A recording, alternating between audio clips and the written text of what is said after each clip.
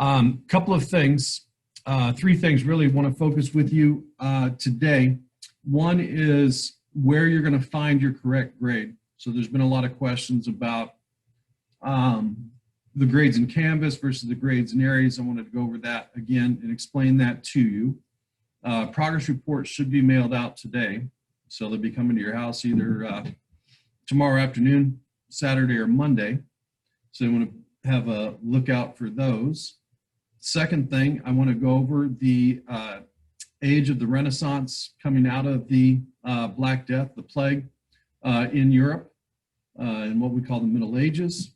And then today we'll talk about the Reformation, as well as the Glorious Revolution in England, right? That'll start us talking about some famous revolutions, French Revolution, a little bit about the American Revolution, even though you get most of that next year as juniors. There's Alexis. Go ahead and open your Canvas page for this class. I'll mark Alexis here.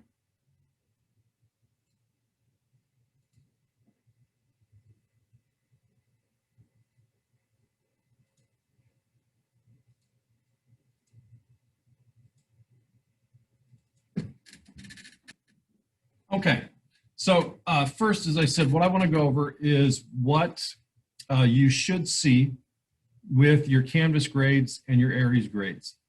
So the most important thing to think about is if you were to click on assignments or grades, we'll see if mine pops up here.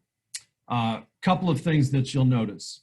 So this is just the test student one that I run so you can see what you see when you open Canvas. Canvas is just a platform to disseminate information, to exchange assignments, assign assignments, and basically give you a link to do that since we're not here in person. Canvas grades are not up to date. They are not accurate. They're not a reflection or even a snapshot of your grade where it is at time. So you can see here, and I had 3 examples of this yesterday afternoon. Students did the assignment correctly in a different platform, but then did not upload the URL or a text or a screenshot of what the assignment that they did. So their grade doesn't show up in Canvas, but it transferred over from GoFormative or whatever platform we may be using. So Canvas just has a list of assignments with the due dates, the availability until date, and that is really the most useful part of that for you, as well as it generally provides a link to get to the place where you can do the work. Aries has your up-to-date grade every day at 3:30. So 2 things that you want to be concerned about with Aries. Actually 3. Number 1 is it is your accurate grade every day at 3:30. So if you've turned something in the last 24 hours, at 3:30 I update those grades every day, and it should give you an accurate snapshot of where your grade is at the time. Second, any assignment that you turn in should show up on Aries the next day by 3:30. So you need to check if you turn something in and it still shows as missing the next day, you need to let me know so I can find out if something happened. I had this yesterday with an econ student. He had submitted a system analysis assignment and used his Gmail account instead of his student ID account. So it didn't automatically alert me, and it didn't automatically transfer his grade because there was no 6 digits to tie it to. Third thing you need to check in Aries, if you do turn in an assignment and it does show that I've graded it and I've turned it in, you need to check the score. Check the score and make sure, hey, I got 9 out of 10 on this assignment, but for some reason it says 8 out of 10. Once again, you can let me know on that and I can get that fixed. So there is no problem. I'm not going to get upset, right? It's your grade. We're not here in person, so it's somewhat hard to do these things, but I have been very good at getting back. So if you see a problem or you have a worry, let me know, because it's probably something simple like that, and I can get that fixed and get you right back on the back track. But first thing, as I said, the most important thing to realize is that Aries is the place where you need to check your grade. That is going to be the accurate snapshot of where you are. Canvas is really just a platform to deliver information collect assignments, and provide links to those assignments, helps, notes, things like that. So do not look at the grade in Canvas and say, oh my gosh, I'm doing horribly, or oh my gosh, I'm doing great, because it's probably not accurate. Anybody have any questions on that? Nothing? All right, nothing in the chat room. So now that you have your Canvas page open, go ahead and click on modules.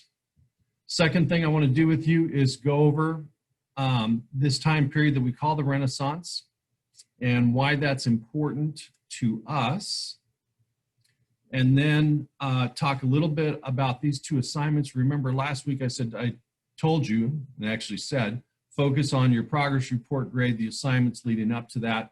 These will be open for a longer period of time than normal, which they are. They are open until tomorrow. Normally those things are due the previous Monday before we meet, but I wanted you to focus on your grade first, so we'll go over that. And then the last thing we'll do is we'll take a look at the Reformation and the Glorious Revolution. We'll do an assignment, basically an analysis of one of the most important documents in the time period of the Reformation. You'll have 4 questions to do before we meet next Thursday over the Glorious Revolution in England. All right, so quickly here, if you go ahead and click on the Renaissance, click on the Renaissance page here and bring this page up. And I'll give you a couple of seconds to do that.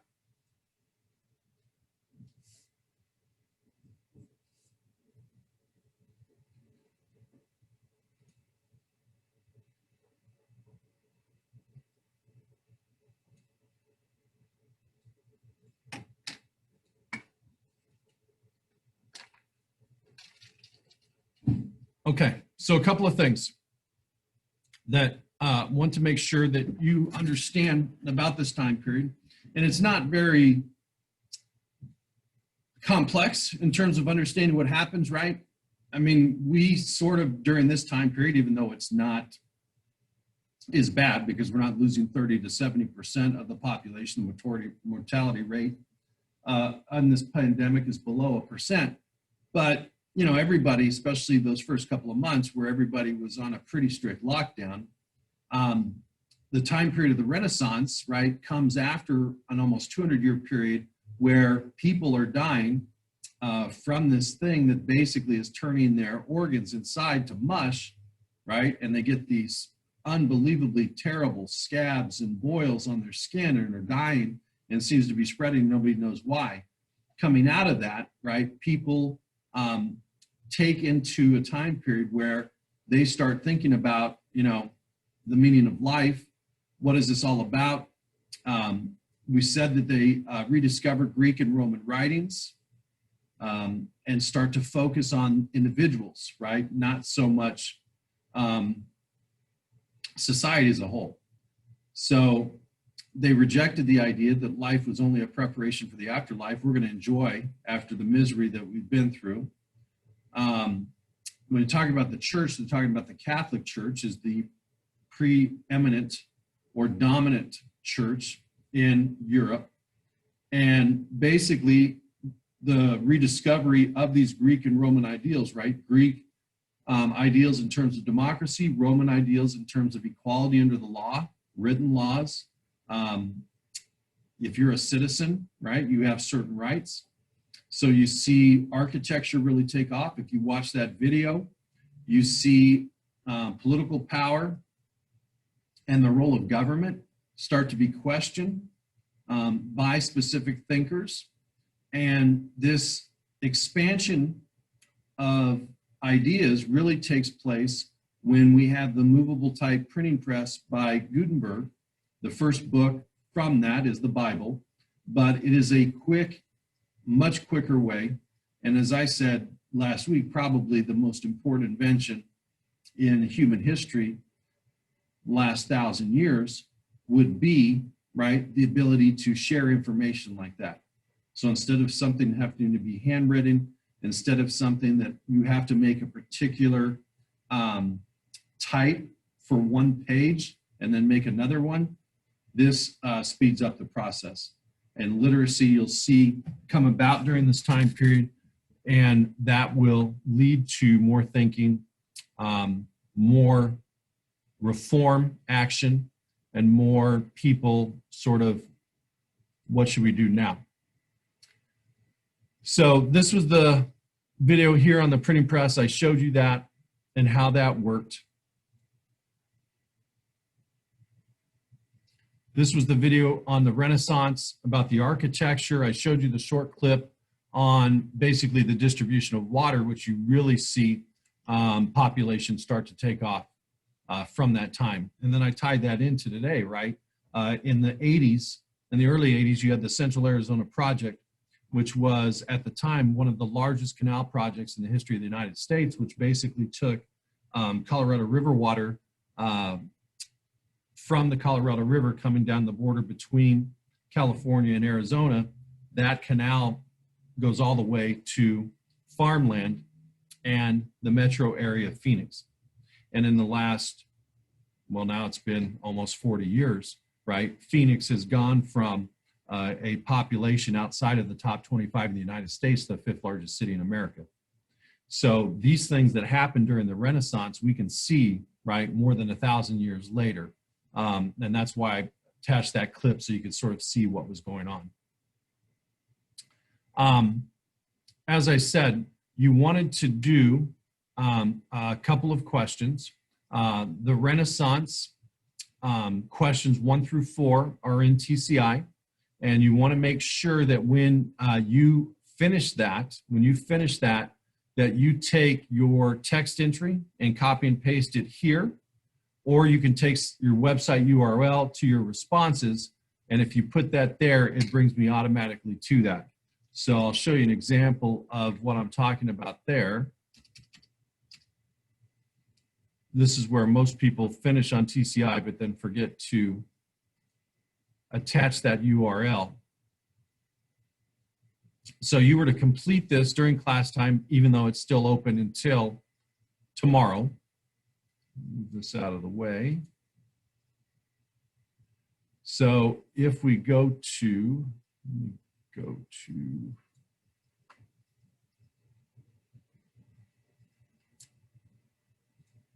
me go to that section where it's at, and I'll show you what you should be doing.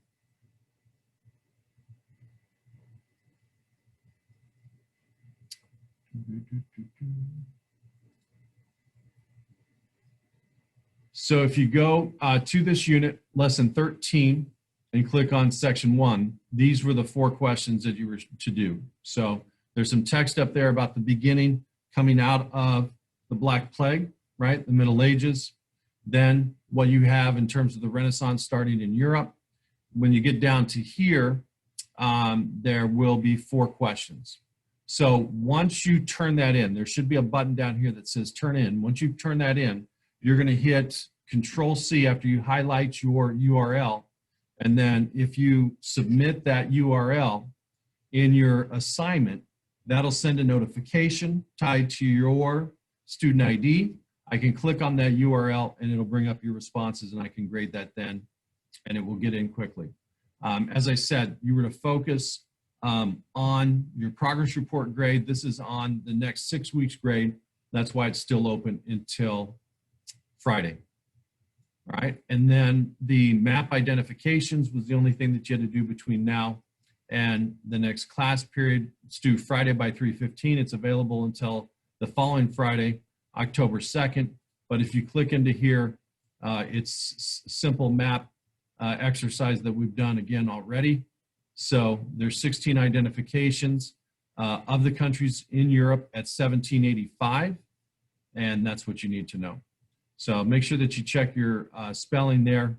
It's on the list, and you just put those in, return those scores, and then those are updated as well every afternoon at 3:30. Any questions on that? Okay, so then we'll just move on. All doing well. If you click next from here, you'll get to the week 6, module 6 overview. So go ahead and get to this page and we'll talk about the new stuff for this week.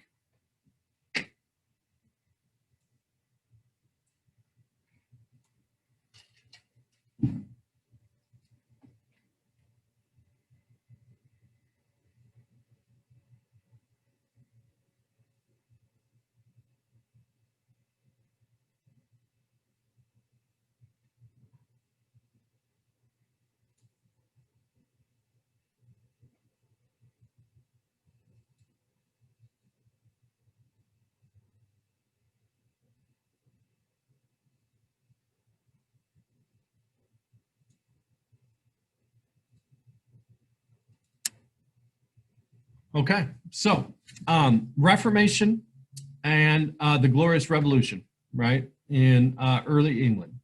So you want to be able to understand the political and cultural changes during the Reformation and early England, basically during the same time period here. So we're talking 1500s, 1600s, into the 1700s, really.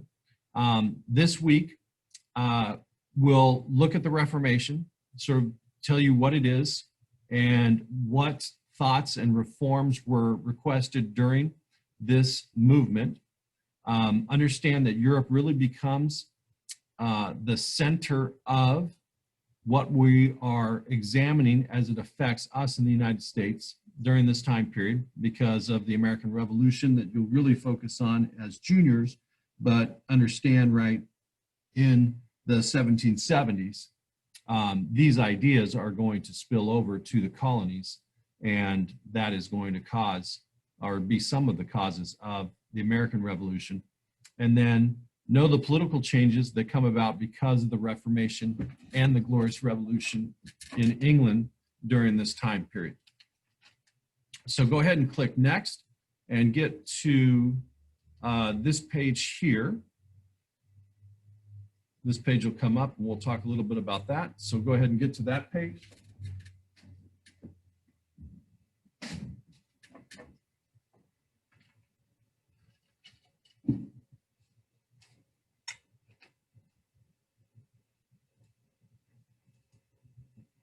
Okay, so on this page is just a basic outline of what the Reformation is, and then probably the most famous person of the Reformation. Reformation is a religious movement that starts in the 16th century. And remember, the 16th century is the 1500s, the 17th century is the 1600s, the 18th century is the 1700s, so on. People became very critical of the church and the teachings of the church. And this is coming out of, right, the Middle Ages, the Plague, the Renaissance, this re-examining of sort of individual freedoms, right, that come from these Greek ideals and Roman ideals that we talked about in Unit 1. And when we talk about the church, as I said, preeminent, dominant force in Europe is the Catholic Church, right? And the head of the Catholic Church is the Pope. Current Pope is Pope Francis, right? And they have a lineage of popes and how they are chosen. Those who wanted to reform the Catholic Church were known as Protestants. And basically, these people wanted the church to focus less on sort of the church and their teachings coming down, but more the individual relationship with God, right? So more of an individual relationship up instead of the church coming down on particular people. And the most famous person during this Reformation is a man named Martin Luther. And he was a Catholic. He was a Catholic until he was excommunicated by the Pope because he was very outspoken about his reforms and basically questioned the legitimacy of some of the tenets of the church. And basically the Pope excommunicates him. And for those that are deeply Catholic, if you're excommunicated, you have no chance of going to heaven. So in terms of the seriousness of it, that's what is, you know, in one way, shape, or form, something that is absolute, right? That would be the total, you know, my grandparents' parents came from Italy, and if anybody had been excommunicated, they would probably just keel over and die of a heart attack because they saw no other way of getting to heaven, right? And so you can imagine centuries before that how people would imagine about such a scandal.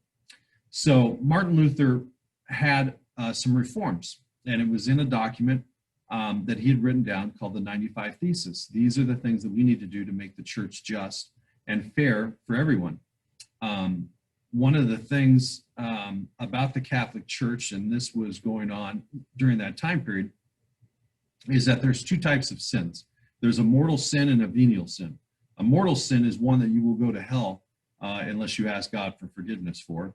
And a venial sin is a minor sin, right? Telling a lie, fibbing, something like that, right? Something that does not put your soul in jeopardy, but may send you to purgatory. So Martin Luther wrote about these reforms and said, look, the church selling these pardons for sins doesn't really mean that they have asked God for forgiveness, and it shouldn't mean that they're not condemned to hell if they're not truly repentful and ask God for forgiveness. Martin Luther and his Reformation basically start a new chain of religions based on Christianity. So the Roman Catholic Church will no longer be the only Christian church.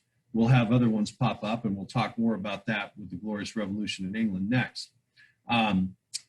Biggest thing about the Protestants and the Reformation and the Reform that was taking place is that they believed in the individual more than the church, where the Roman Catholic believed that the church was all-knowing and infallible, and the people were to follow along.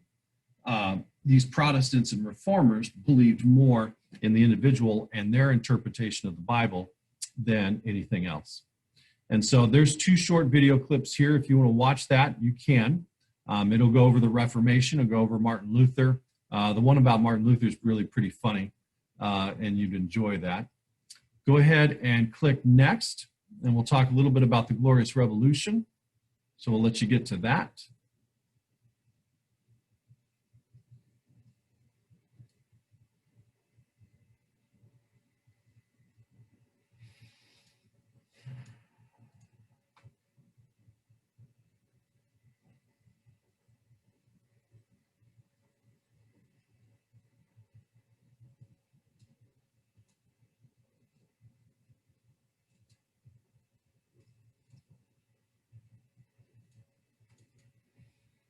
Okay, so Glorious Revolution is the next important thing that we need to discuss. And basically, it's a couple of, actually a lot of decades worth of fighting between the Catholics and what will be known as the Anglicans. And so I'm going to take a little look at sort of the back and forth of English monarchs between Catholic monarchs and non-Catholic monarchs.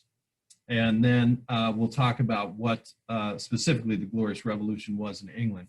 But most of you know from grade school, or maybe even your time in junior high, who is the famous English monarch who had a whole bunch of wives and even killed some of them? Henry VIII. There you go. Okay. So Henry, right? Many wives, right? And leaves the Catholic Church because he wants a divorce. Why did he want to divorce his wife? Anybody remember? Wasn't it because he saw another woman or something? Saw another woman that he thought could do what for him? Bear his children? That's right. Right? The first wife that he married was unable to conceive a child. And so he goes to the Pope, right? Because at this time, the church is the preeminent dominant force in Europe, and asks the Pope, I need a divorce. If I have a wife that can't give me a child, right, my family's no longer the monarchy and somebody else will take over. And the Pope says that's not a reason for getting a divorce. And so when the Pope denies the divorce, Henry says, you know what, that's fine. I'm going to start my own church. And so he starts the Church of England. And the people in the Church of England are known as the Anglicans. And so this is going to start off basically and kick off a revolution between Catholic monarchs and Anglican monarchs for control of England in the back and forth. So after Henry dies, all right, we have Mary the First. All right, Mary the First. And Mary the First is known as Bloody Mary. She was born and raised Catholic. She's the first woman to claim the throne when there were competing people for the crown. And she basically goes after any Anglicans that try to question her. She tries to reestablish Catholicism in England, and that is cause for civil war. After Mary dies, James I becomes King of England. James was King of Scotland, and basically what he does is he unifies Scotland and England, and basically calms the situation down. Catholics are no longer going after the Anglicans. Anglicans are no longer going after the Catholics. He lowers the taxes on people, so people are generally very, very happy with the way things are going. After James I died, Charles I comes to the crown, and this is when sort of all heck breaks loose in England, because he is married to a Catholic, and they are going to start going after the Anglicans again. He also was extremely power hungry, just like Henry was, and he believes in an absolute monarchy. Well, an absolute monarchy in England hasn't been around since the 1200s or a little before the 1200s because of the Magna Carta. Remember, in the Magna Carta, the King of England is forced to turn over some power to the Parliament. And the Parliament in England is very similar to the Parliament that we have here. It's very similar to the Parliament that the Romans had. So it is a two-house Parliament, right, or a legislature or a Congress. The upper house is the House of Lords. The lower house is the House of Commons, right? Just like our Congress has the Senate as the upper house, the House of Representatives is the lower house. In Rome, ancient Rome, right, you had the patricians sort of in the upper house and the plebeians in the lower house. So Charles I, right, extremely Catholic, going to go after the Anglicans. He wanted all the power for himself. He also wanted to get rid of one of the houses in Parliament, and it's going to be a big struggle. Such a struggle that they are going to find him guilty, and they are going to go and execute him by chopping his head off, right? By chopping his head off. So after this is done, right, all Catholics obviously are mortified, worried, because now we're killing Catholic monarchs. Oliver Cromwell, who sort of led this revolution of the Anglicans against the Catholics and the Catholic monarch, basically takes over as King of England. Even though he doesn't take that title, he takes the title of Lord Protector. So he's the one that pushes for and gets Charles I's execution. He's going to protect the Protestants and now get revenge on the Catholics for all of the years of terror, basically under Charles I and other Catholic monarchs like Mary, who is known as Bloody Mary. Oliver Cromwell doesn't last that long. Charles II takes over. This is going to be a restoration of the monarchy. He's the oldest surviving child of Charles I and known as the Merry Monarch, right? And things start to settle down a little bit. Basically lets people, if you're Catholic, be Catholic. If you're Anglican, be Anglican, right? We're just here to get along. And so that's why he's known as the Merry Monarch. After he comes James II. And James II is going to be the last Roman Catholic monarch in England. And there is struggle with religious tolerance. So the Catholics are still mindful of what happened to them.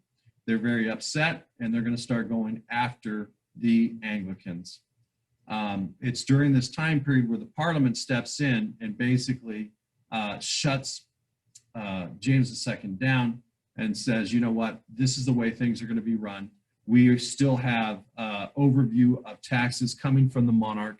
And so it sort of sets a precedent and settles things down as this is the last Roman Catholic monarch. All other monarchs after this are going to be ones that are Anglican, and they are going to bow to Parliament being in charge.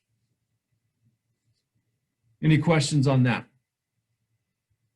So after the last Roman Catholic monarch, the Anglicans and the Church of England and the monarchs that come after are going to be working in conjunction with the English Parliament.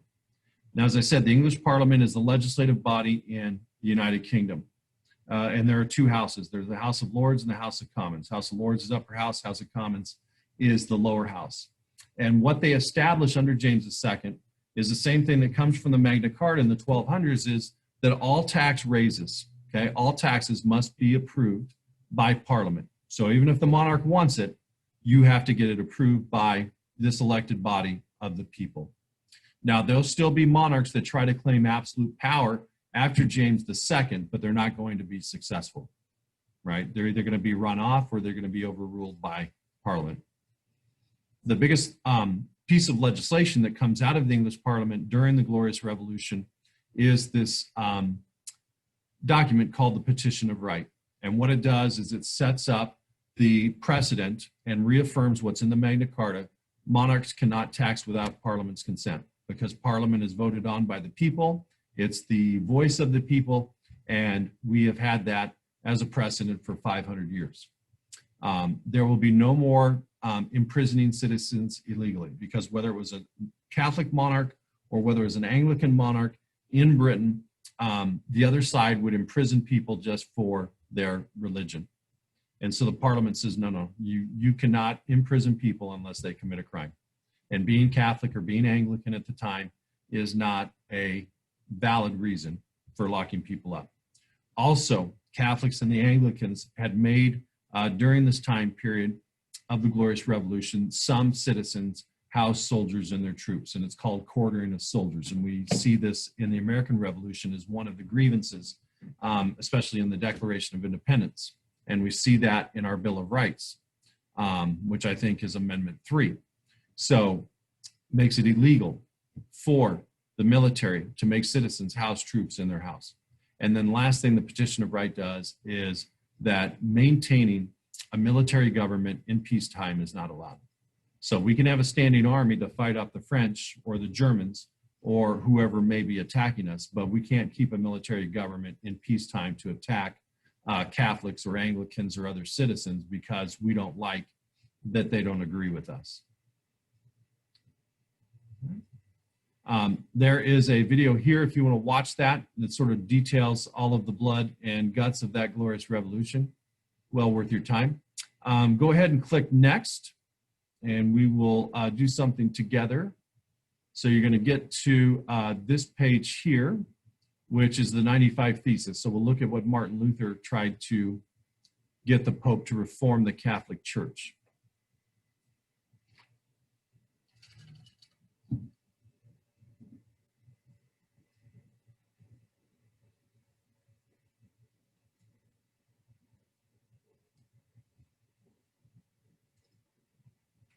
Okay, so this is in Go Formative, and what I would suggest, we're going to break into 4 different rooms. There are 8 questions. Each room is going to cover 2 questions and then come back and share. So what I would recommend is that you log into Go Formative and get this assignment open. That way, as your group answers the 2 questions that they are responsible for, you can fill in the answers and then submit this right away. Half of what you need to do for this week will be done. And basically what this is some excerpts from the actual document. So if you watch the video and you look at or know a little bit about Martin Luther, right, he takes the 95 Thesis and hammers it into a door, right? Real demonstrative act. So the following here are some of the points that he made in his list of 95 reforms that he asked for the Pope and the Catholic Church. So I'm going to go over these real quick and sort of translate any of the ancient English for you. So excerpt 30, or the excerpts from this, number 33 in his 95 Thesis says, men must be on their guard against those who say the Pope's pardons are the inestimable gift of God by which man is reconciled to him. So basically he's saying, you know what, you need to be wary. You need to be worried about people who say that the only way you can reconcile and be forgiven by God is through a Pope's pardon. Excerpt number 36, every truly repentant Christian has a right to full remission of penalty and guilt, even without letters of pardon. So what Martin Luther's saying here is that if somebody is truly sorry for the sins that they have committed and they have asked God for forgiveness, it doesn't matter whether the Pope gets a pardon or not. That relationship is between the Christian and God. and so they will be forgiven and will be in heaven. 43, Christians are to be taught that he who gives to the poor or lends to the needy does a better work than buying pardons, right? We shouldn't be paying for pardons. We should be taking that money, and the church should be helping the people who need that. 47, Christians are to be taught that buying of pardons is a matter of free will and not of commandment. So here Martin Luther is saying, look, if you want to buy a pardon, it should be of your own free will, not because the Catholic Church tells you this is the only way for you to get into heaven. And that was the threat in a number of instances that was made. Number 62, the true treasure of the church is the most holy gospel of the glory and the grace of God, meaning that the most important thing in the church is the word of God written in the Bible, right? And we've had some time period now. The Gutenberg movable type printing press was the 1400s.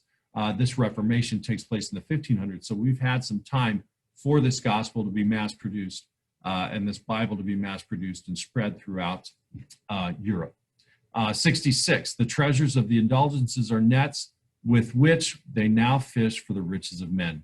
And basically here he's accusing the Catholic Church, right, of saying, look, these indulgences buy your way into heaven, and if you pay us, we'll make sure you get to heaven. And that is what he's accusing the Catholic Church thereof. 67, the indulgences which the preachers cry as the greatest graces are known to be truly such insofar as they promote gain. So the indulgences are pardons with preachers are the priests, saying that this is the greatest grace of God. They're doing it to promote financial gain, not to get people into heaven. Excerpt 75, to think the papal pardon so great that they could absolve a man even if he had committed an impossible sin and violated the mother of God, this is madness. And so what Luther's saying is that it is crazy for the Pope to say that you could commit any sin possible, murder, right?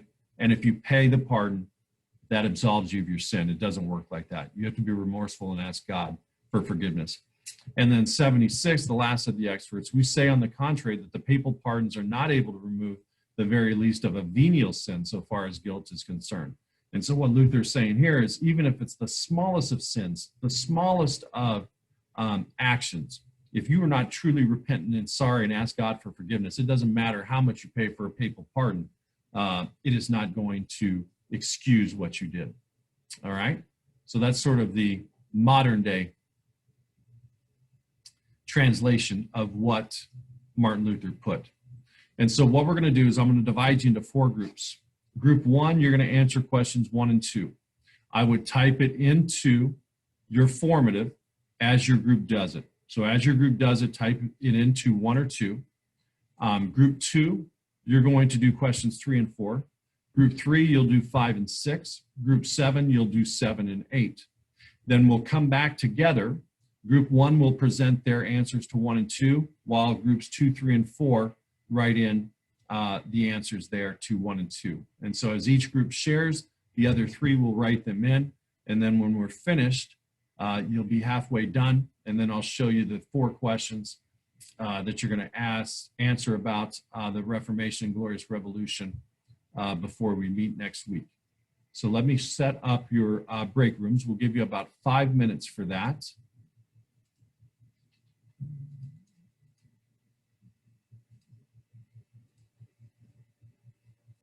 Okay, so in group one, you're going to answer questions 1 and 2 will be Dario, Mr. Chavez, Hector, Jacob, Tucker. In group 2 will be Alexa, Eva, Lucas, Maritza, Mackenzie. You'll answer questions 3 and 4 and share with the group. Group number 3 will be Alexis, Colin, Ronnie, Michael. You'll answer questions 5 and 6 and share with the group. And then the last group, which will answer questions 7 and 8, will be Adrian, Hope, Jazz, and Miranda. All right? So group 1, questions 1 and 2. Group 2, 3 and 4. Group 3, 5 and 6. Group 4, 7 and 8. You'll have 5 minutes, and then you'll come back and share with everybody. And we'll be close to being done.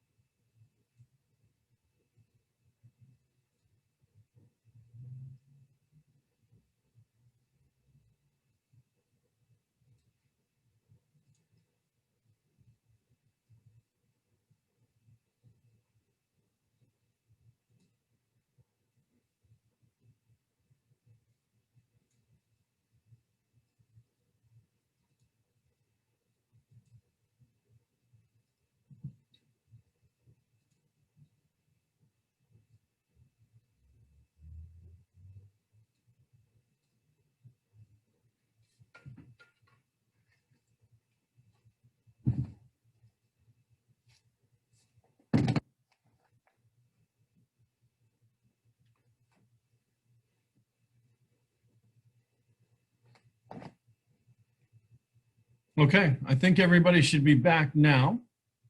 So we will put this up on the screen. If you're in groups 2, 3, and 4, while group 1 presents, you should probably type this in. Let me make a couple of text boxes here. All right, so for questions 1 and 2. All right, group 1, what does Luther say is the true treasure of the church?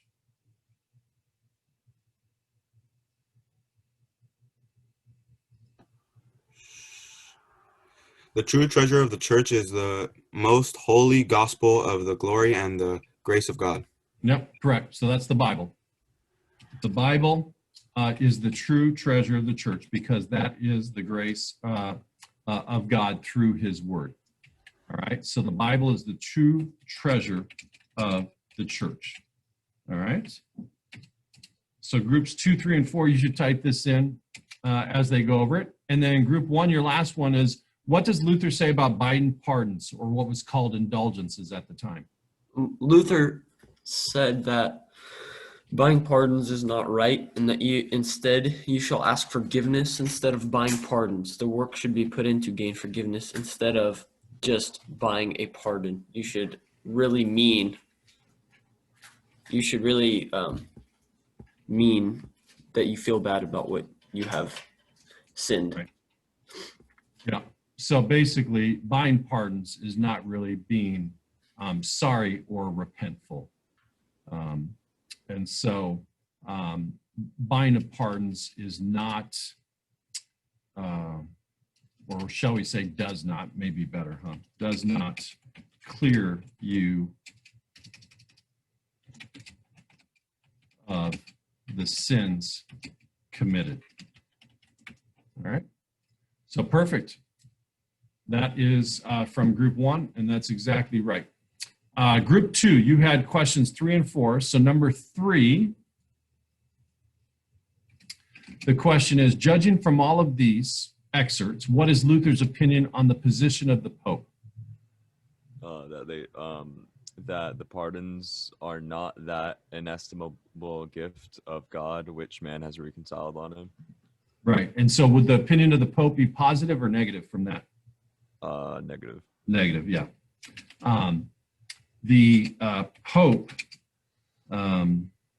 is not seen as a positive by Luther for the church, right? Should be worried about saving souls and not collecting money for pardons, really, is what he's going to go after. And then group 2, your last one was, rather than buying pardons, what did Luther argue people should spend their money on? That you should give it to the poor and needy. Exactly, yeah.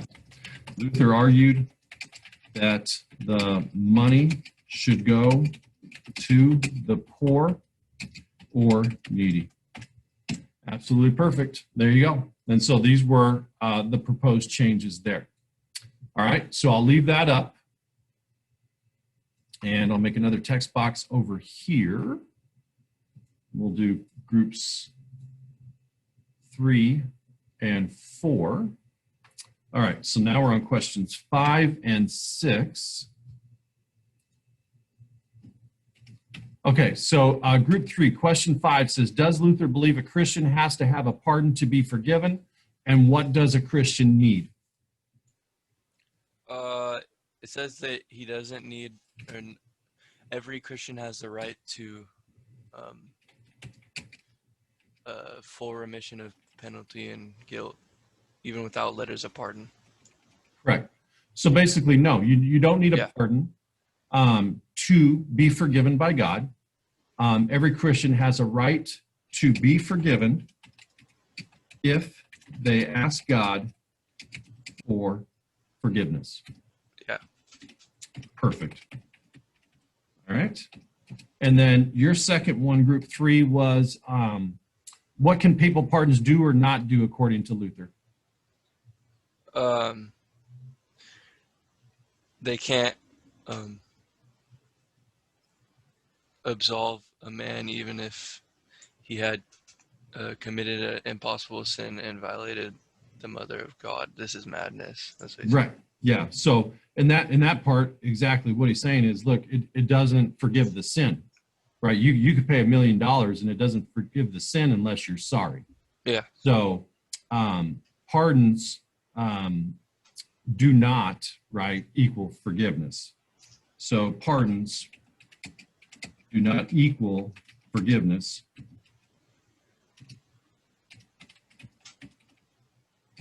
Only asking God for forgiveness would absolve you. Sin or sins, right?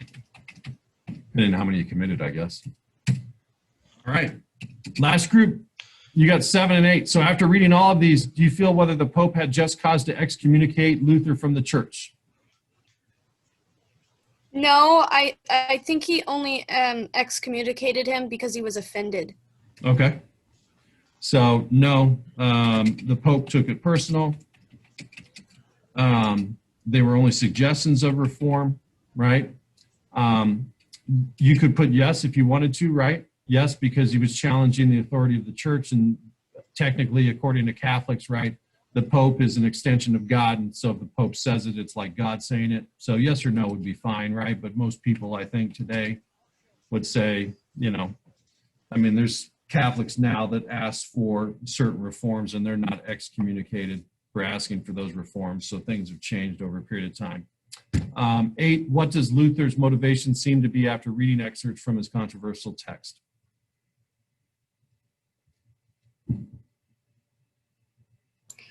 He wanted the church to care more about their religion than making money and not to manipulate its members. Okay, perfect. So he wanted the church to care more about the people of the church, than, let's say, the institution, right? More about the people of the church than the institution might be the best way to put that.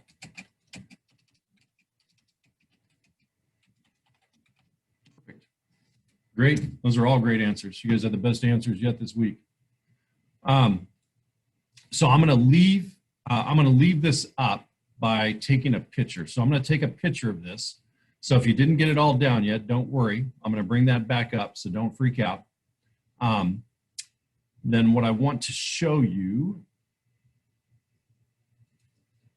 is what you need to do between now and